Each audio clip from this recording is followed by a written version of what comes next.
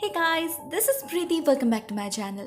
दोस्तों, आज हम बात करने वाले हैं एक 2022 release Finnish mystery horror thriller के बारे में जिसका नाम है हैचिंग। कहानी की शुरुआत में ही हमें मेन कैरेक्टर से इंट्रोड्यूस करवाया जाता है, टिंजा, माटियस और उनकी पेरेंट्स मॉम एंड डैड। उनका कोई नाम नहीं बताया गया तो हम भी उन्हें मॉम एंड डैड ही बुलाएंगे।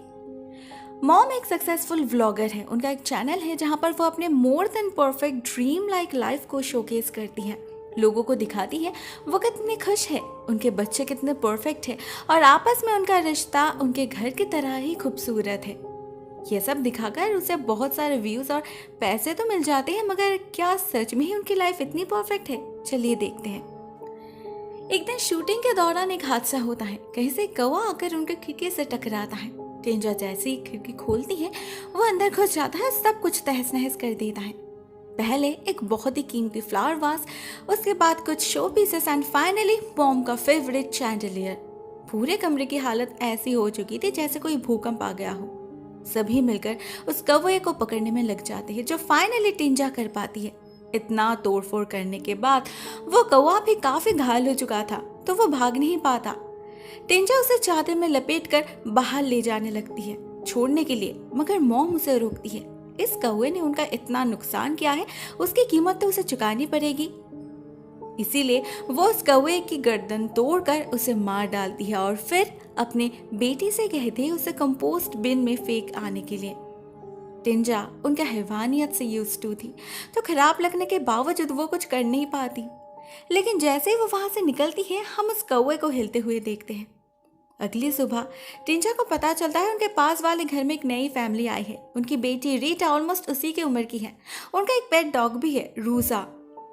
उनकी दोस्ती हो जाती है और रीटा टिंजा को अपने घर इनवाइट करती है। टिंजा तो बहुत एक्साइटेड थी जाने के लिए, मगर मॉम मना कर देती है। असल में टिंजा एक जिमनास्ट है और कुछ दिनों बाद ही उसका एक कंपटीशन है। मॉम चाहती है वो उस कंपटीशन में जीते, इसीलिए वो उसे फालतू टाइम वेस्ट करने से मना कर देती है।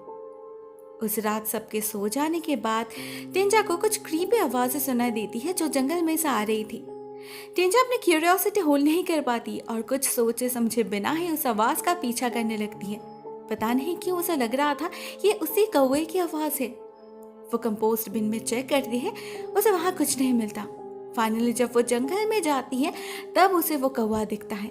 बेचारा हिल तक नहीं पा रहा था, दर्द में चिल्ला रहा था वो।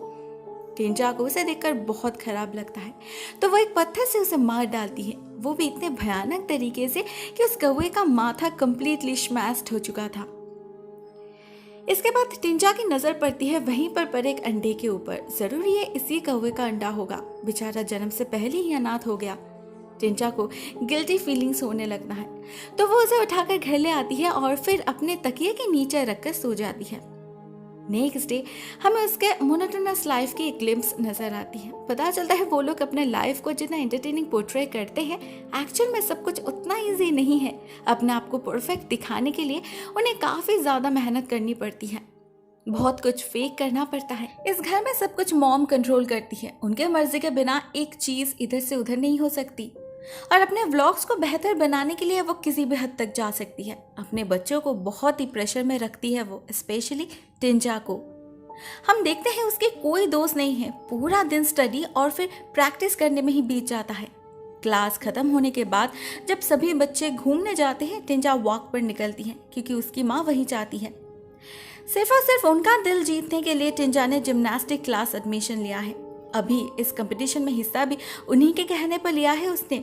वो तो इतनी परफेक्शनिस्ट है कि टिंजा को अपना हर एक स्टेप परफेक्ट करना पड़ता है, नहीं तो अगर कुछ गड़बड़ हो जाए तो मॉम उससे वो सीन रीशूट करवाती है। उनका परिवार वैसा बिल्कुल भी नहीं है जैसा वो दिखाती है। परफेक्ट तो दूर की बात है, यहाँ पर उनके अलावा और किसी का कोई इम्पोर्टेंस ही नहीं है। वो अपने अलावा और किसी से प्यार नहीं करती। डैड उनके लिए बस एक शो पीस है जो उनके परिवार को कंप्लीट बनाते हैं, इससे ज्यादा उनका कोई वैल्यू नहीं है। हर एक गुजरते दिन के साथ उनके अंदर का खोखलापन और ज्यादा विजिबल हो रहा था। उस दिन क्लास से लौटने के बाद टिंजा देखती है उसकी माँ एक आदमी के साथ बहुत हंस हंस कर बातें कर रही है। उसे देख के ही वो बंदा घबरा जाता है, मगर मॉम नहीं, वो बहुत कैजुअली उसे इंट्रोड्यूस करती है। पता चलता है उस बंदे का नाम है टेरो, इलेक्ट्रिशियन का काम करता है और मॉम का खास दोस्त है वो। इससे ज्यादा ना मॉम कुछ कहती है ना टिंजा पूछ पाती है। वो अपने माँ को गुस्सा दिलाना नहीं चाहती, तो वो अपने कमरे में आ जाती है और उस अंडे को चेक करती है। उसे सुनाई देती है उस अंडे के अंदर एक दिल बहुत ही जोर से धड़क रहा है। ऐसे ही कुछ दिन बीत जाते हैं और एक दिन वो नोटिस करती है वो अंडा अचानक से इस साइज में दुगना हो चुका है। उसे पिलो के नीचे रखना रिस्की हो जाएगा सोचकर टिंजा उसे अपने टेडी के अंदर छुपा देती है। उस दिन जब वो क्लास में जाती है उसे पता चलता है रीटा भी उसी क्लास में है और वो उससे बेहतर परफॉर्म कर रही है। इससे टिंजा को तो कोई प्रॉब्लम नहीं थी, मगर उसकी माँ इस चीज़ को इतना आसानी से हजम नहीं कर पाती। क्लास खत्म हो जाने के बाद वो खुद टिंजा को प्रैक्टिस करवाती है। तब तक नहीं रुकती जब तक उसके स्टेप्स परफेक्ट ना हो जाए, भले ही इससे उसके हाथ में छाले क्यों ना पड़ जाए। टिंजा की कोच उसे मना करती है, मगर वो नहीं सुनती। उन्हें इस कंपटीशन को अपने व्लॉग में हाईलाइट जो करना था, वो डिसाइड करती है कि वो फाइनल राउंड को लाइव टेलीकास्ट करेगी, तो ऑब्वियसली उसमें उनकी बेटी को जीतना ही होगा। असल में मॉम के साए में रहते रहते बाकी सभी अपना वजूद खो चुके थे। उनके फीलिंग्स का कोई मतलब ही नहीं था। टिंजा अपने माँ से ज्यादा तो उस अंडे से करीब थी। ऊपर से उसी रात मॉम उससे कहती है कि वो टेरो से प्यार करती है और लास्ट कुछ महीनों से हर हफ्ते बिजनेस टूर के बहाने वो असल में टेरो के घर ही जा रही है। इनफैक्ट कल भी वो वहीं पर जाने वाली है। मॉम बात को इतनी कैजुअली कह रही थी जैसे ये कोई बहुत अच्छी बात हो। वो टिंजा को कहती है इसे सीक्रेट रखने के लिए। टिंजा भी उनसे कुछ कह नहीं पाती, बस अपने कमरे में आकर उस अंडे को पकड़ के रोने लगती है। पिछले कुछ दिनों में इस अंडे के साथ उसका एक बहुत ही वियर्ड कनेक्शन बन चुका था। वो अपने दिल की सारी बातें उससे शेयर करने लगी थी। आज जब वो रोने लगती है हम देखते हैं उसके आंसू ये अंडा अब्सॉर्ब कर लेता है और उसके तुरंत बाद ही इस अंडे का स्किन फटने लगता है। अंदर से निकल आता है किसी का हाथ, जिसे देखकर टिंजा डर जाती है। क्लोसेट के अंदर जाके छुपती है। वो देखती है उस अंडे से एक बहुत ही क्रीपी क्रिएचर बाहर निकल आया है, जो देखने में एक बर्ड जैसा है, मगर उसका साइज काफी बड़ा है। उसकी आवाज से टिंजा के डैड कमरे में आ जाते हैं और वो बर्ड खिड़की तोड़कर भाग जाता है। उस रात और कुछ नहीं होता। टिंजा भी घर में कह देती है कि एक बर्ड घुस आया था पिछली बार की तरह। उसे लगा नहीं था कि वो फिर कभी लौट आएगा, मगर दूसरे रात ही वो फिर से आकर हाजिर हो जाता है। टिंजा को दिखाता है उसके हाथ में एक कांच का टुकड़ा घुस गया है और फिर टिंजा का हाथ अपने सर पर रख के उसे पैट करने के लिए भी कहता है। असल में ये चीज जो भी थी वो टिंजा को ही अपनी माँ मान रही थी। उसने ही उसे हैचो किया था। धीरे धीरे टिंजा का डर खत्म हो जाता है। वो एक बच्चे की तरह उसका टेक केयर करने लगती है, बिल्कुल वैसे ही जैसे वो अपने मॉम से एक्सपेक्ट करती थी। वो उसे नहलाकर सुला देती है अपने बिस्तर के नीचे, गाना भी गाती है उसके लिए। मगर कुछ देर बाद ही रूजा की आवाज से उसकी नींद टूट जाती है और साथ ही साथ इस क्रिएचर की भी। वो खिड़की से कहीं निकल जाता है और टिंजा को अजीब सा विजन आता है। कुछ देर बाद जब वो अपनी आंखें खोलती है तो देखती है वो क्रिएचर उसके ऊपर बैठा है और उसके पास पड़ा है रूजा की लाश। इस क्रिएचर ने उसे मार डाला है सिर्फ इसलिए क्योंकि टिंजा की नींद डिस्टर्ब हो रही थी उसके कारण। उसे देखकर ही टिंजा उल्टी कर देती है। इतना घिनौना था वो नज़ारा, मगर उससे भी ज्यादा अजीब बात तो ये थी कि ये क्रिएचर टिंजा के उल्टी को खा रहा था, ठीक जैसे मॉम बर्ड्स अपने बच्चों को खिलाती है, बिल्कुल वैसे ही। टिंजा जल्दी से अपने गार्डन के कोने में उस डॉग की लाश को दफना देती है, मगर उसे पता नहीं चलता उसके भाई मार्टियस ने सब कुछ देख लिया है और वो अगले दिन मौका देखकर इस बात को सबके सामने रिवील भी कर देता है। उसे लगा था टिंजा को डांट पड़ेगी, मगर ऐसा कुछ नहीं होता। कोई यकीन ही नहीं करता। ऐसे ही कुछ दिन बीत जाते हैं और हम देखते हैं उस क्रिएचर के साथ टिंजा का रिश्ता और ज्यादा मजबूत हो चुका है। अभी वो उसके साथ ही सोती है, खाना खिलाती है, उसे अपने कपड़े पहनने देती है, इवन बहुत ही प्यार से अपने बच्चे की तरह उसके बालों को कोम भी कर देती है। उसे एहसास दिलाती है कि वो खूबसूरत है। एक बच्चा कितना ही बदसूरत क्यों ना हो, उसके माँ के लिए तो वो हमेशा सबसे खूबसूरत होता है ना। टिंजा को भी यही लग रहा था, बट अनफॉर्चुनेटली उसके माँ को कभी ऐसा नहीं लगा। उसे तो टिंजा में सिर्फ कमी ही नजर आते हैं। हम देखते हैं लास्ट कुछ दिनों में लुक वाइज उस क्रिएचर में काफी बदलाव आए हैं। टिंजा की तरह उसके लंबे लंबे बाल निकल आए हैं और अभी वो कुछ कुछ वर्ड्स भी बोल पाती है। उसके बर्ताव से लगता है कि वो एक फीमेल है, तो टिंजा उसके नाम रख देती है आली। पहले कुछ दिन ऐसे ही हंसी मजाक में बीत जाते हैं, किसी को पता ही नहीं चलता। मगर इसके बाद से ही टिंजा की लाइफ में बहुत अजीबोगरीब हादसे होने लगते हैं। एक दिन जब मॉम टिंजा का ट्रेनिंग देखने जाती है तो रीटा का परफॉर्मेंस देखकर टिंजा के सामने वो कह देती है कि रीटा से वो जीत नहीं पाएगी। इससे टिंजा का दिल टूट जाता है, जिसका डायरेक्ट असर पड़ता है आली के ऊपर। न जाने कैसे, लेकिन उसके साथ टिंजा का एक साइकिक कनेक्शन बन चुका था। वो वही फील करती थी जो टिंजा फील करती थी। जैसे पहले उसे समझ आ गया था उस डॉग के लिए टिंजा सो नहीं पा रही, ठीक वैसे ही अभी वो समझ जाती है रीटा टिंजा के लिए एक थ्रेट बन चुकी है, तो वो उस पर हमला कर देती है। टिंजा भी इस एक्साइटमेंट को फील कर पा रही थी, जिसके वजह से उसे दौरे पड़ने लगते हैं। उसके माँ को लगता है वो स्ट्रेस्ड आउट है, तो उसे चीयर अप करने के लिए वो अगले दिन ही उसके साथ टेरो के घर जाने की डिसाइड करती है। इस बार सबको बताकर। टिंजा सिर्फ 12 साल की है, उसे ज़्यादा कुछ समझ नहीं आता, मगर वो इतना तो समझ चुकी थी कि ये उसकी माँ गलत कर रही है, डैड को चीट कर रही है। मगर डैड को इससे कोई प्रॉब्लम नहीं थी। वो इस बात को बहुत ही ईजीली एक्सेप्ट कर लेते हैं, क्योंकि शायद उन्हें पता था मना करने से कुछ नहीं होगा, मॉम वही करेगी जो वो चाहती है। उस दिन वो लोग टेरो के घर जा पहुंचते हैं। पता चलता है उसका एक छोटा सा बेटा भी है, हेल्मी। बहुत ही प्यारा है वो, और मॉम जैसे उससे कुछ ज़्यादा ही प्यार करती है। हम देखते हैं यहाँ पर भी आली टिंजा का पीछा नहीं छोड़ती, ढूंढे निकालती है उसे, और उसके बिना आजकल टिंजा भी बहुत लोनली फील करती है। वो जैसे उसके लिए ही वेट कर रही थी। अगले दिन उसे रीटा के एक्सीडेंट के बारे में पता चलता है, तो वो उसे देखने जाती है। मगर उसकी जो हालत वो देखती है उससे उसकी रूह कांप उठती है। आली ने ये क्या कर दिया? टिंजा घर आकर उस पर बहुत चिल्लाती है, खुद को ही मारती है जिससे उसे लगे, मगर एट लास्ट आली उसे शांत कर देती है।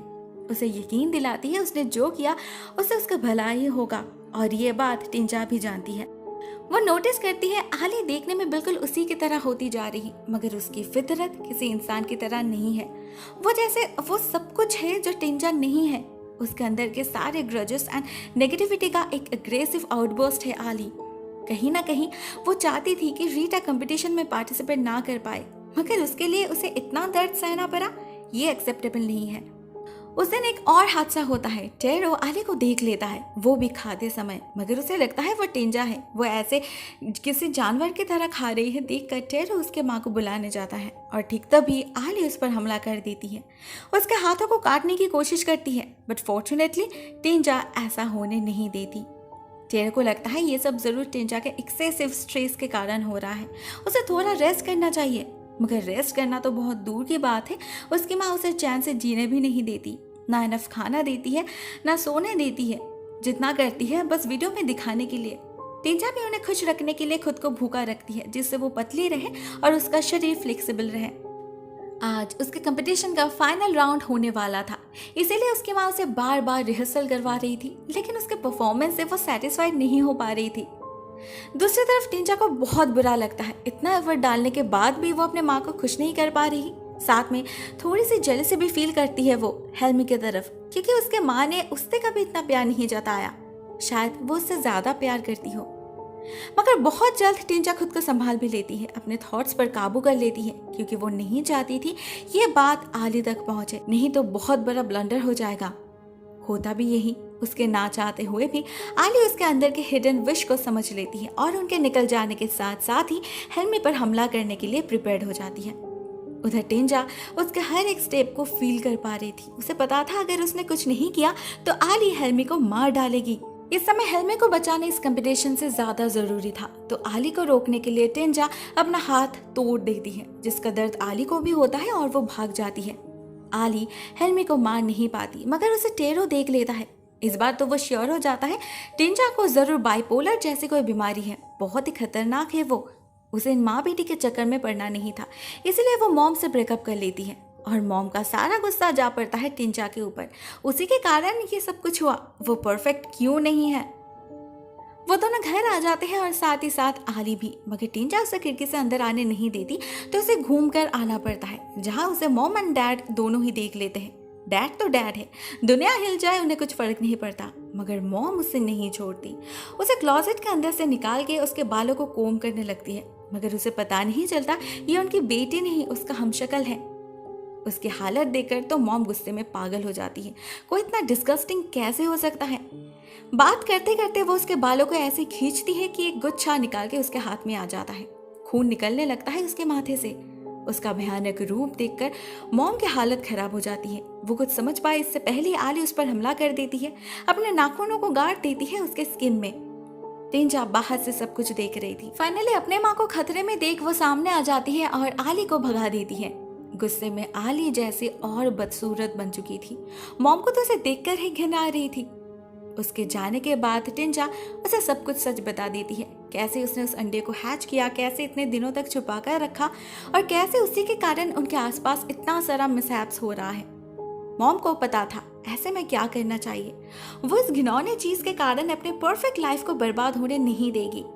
तो वो खुद एक चाकू उठाती है और अपने बेटे के हाथ में थमा देती है एक चाकू और दोनों मिलकर निकल पड़ते हैं शिकार में। मॉम को शिकार मिल भी जाता है, मगर प्रॉब्लम यहाँ पर यह होती है कि मॉम जितनी बार चाकू से आली को स्टैब कर रही थी वो दर्द टिंजा को सहना पड़ रहा था। जब टिंजा को ये बात समझ आ गई उसने अपने माँ को रोकने की कोशिश की और इस चक्कर में चाकू घुस गया उसके सीने में। विदिन फ्यू मिनट्स टिंजा की मौत हो जाती है वहीं पर सबके सामने और उसका सारा खून जाके गिरता है आली के ऊपर। हम देखते हैं जैसे जैसे वो उसका खून पी रही थी उसका शरीर उतने ही तेजी से हील हो रहा था एंड फाइनली वो पूरी तरीके से टिंजा का रूप ले लेती है। इवन उसकी तरह मॉम को मम्मा बुलाने लगती है। मॉम वो बहुत ही ज्यादा घबरा चुकी थी, लेकिन वो अपने बेटी को खोने का गम था या फिर कुछ और वो पता नहीं चलता, क्योंकि जैसे ही वो आली को देखती है उसके चेहरे पर एक स्माइल आ जाती है। तो क्या उन्हें बस अपनी व्लॉग्स की फिक्र थी? टिंजा की जगह लेने के लिए कोई चाहिए था जो आली में उसे मिल गया।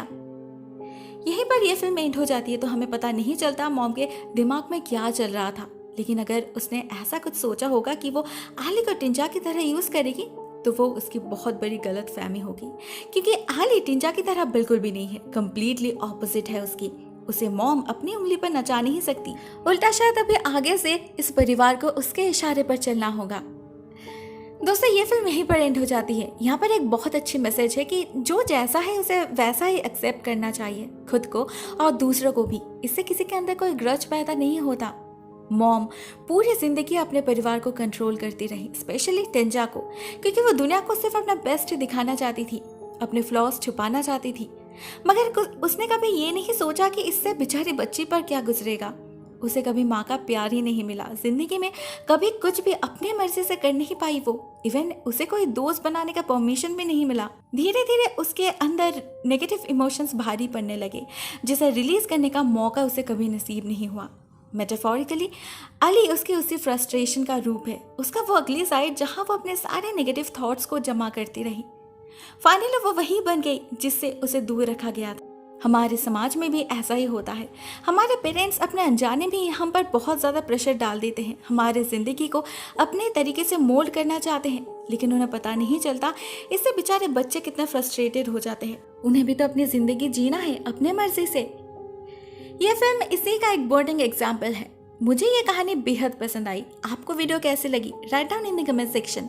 आज के लिए बस इतना ही दोस्तों। Thank you so much for watching this video. बहुत जल्द मिलते हैं किसी और नए वीडियो के साथ। तब तक के लिए टेक केयर, टाटा।